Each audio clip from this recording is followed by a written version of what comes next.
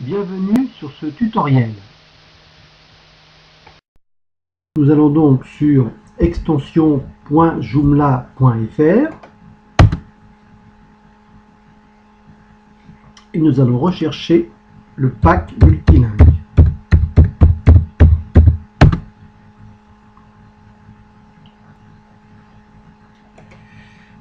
Le voici.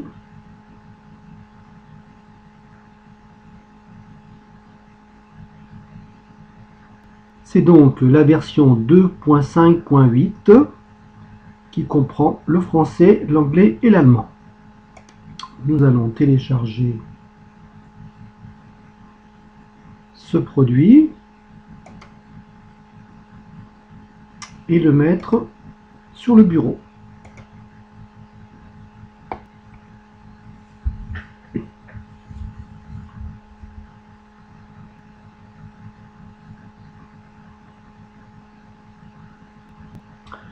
Voici donc le produit téléchargé. Nous allons passer à la phase création de base de données et nous connecter pour cela sur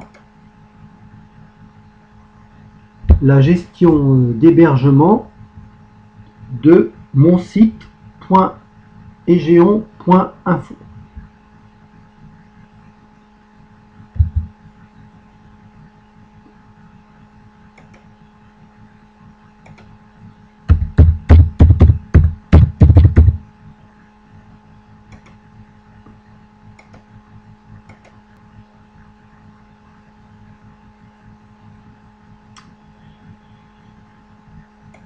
Je clique sur base de données.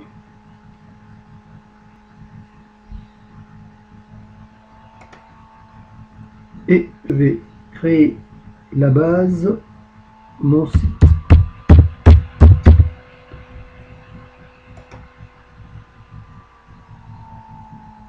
Voici.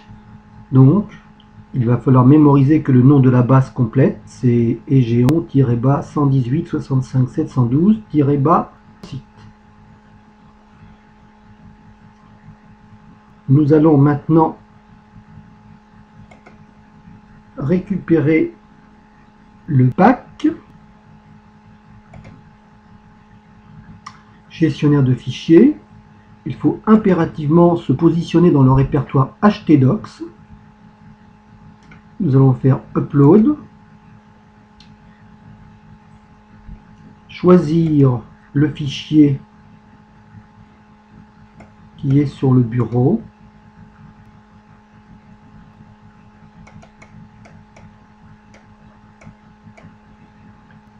Il est ici. Ouvrir et valider. Cela devrait prendre environ 4 à 5 minutes.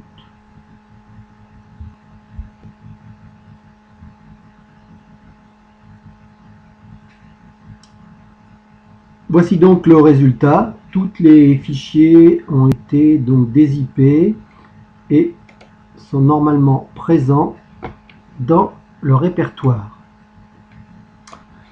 Nous allons donc maintenant procéder à l'installation de l'application. Nous allons donc aller sur l'URL du site.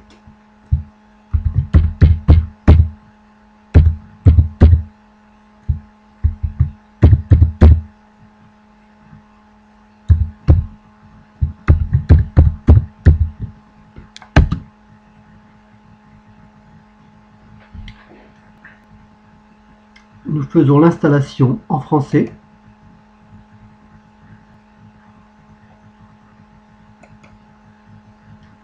Pour l'instant, rien de particulier.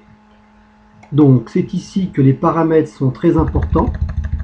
Le nom du serveur est donc celui que l'on trouve sur son hébergement. Il est situé ici. C'est sql300.egeon.info.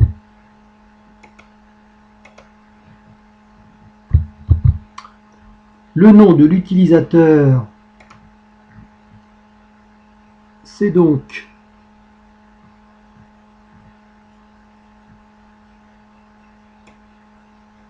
celui-ci.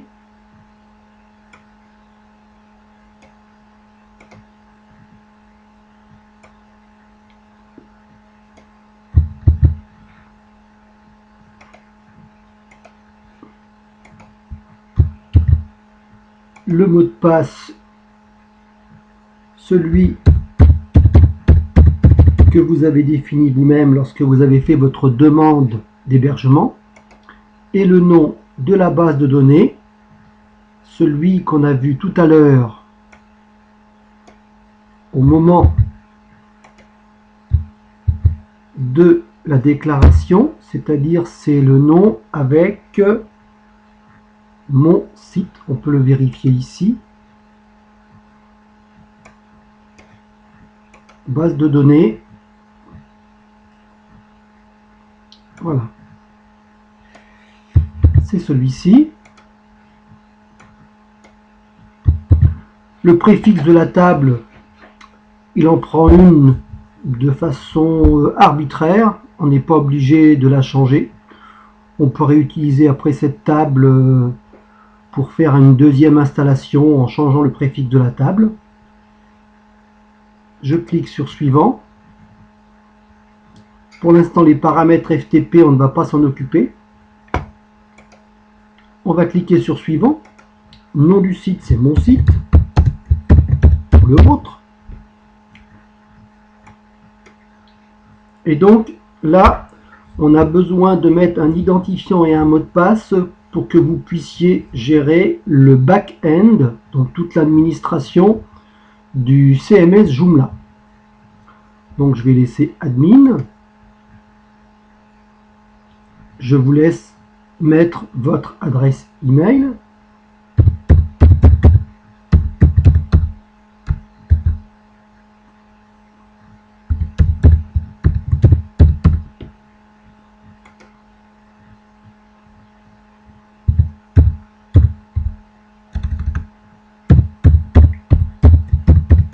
Bien se souvenir en fait du mot de passe.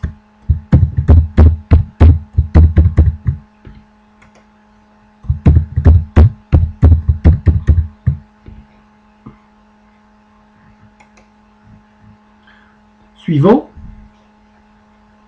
on va supprimer le répertoire d'installation. Voilà qui est fait. Et maintenant, on a le choix en fait ici d'aller sur l'administration ou sur le site. On va d'abord choisir administration. Donc, admin.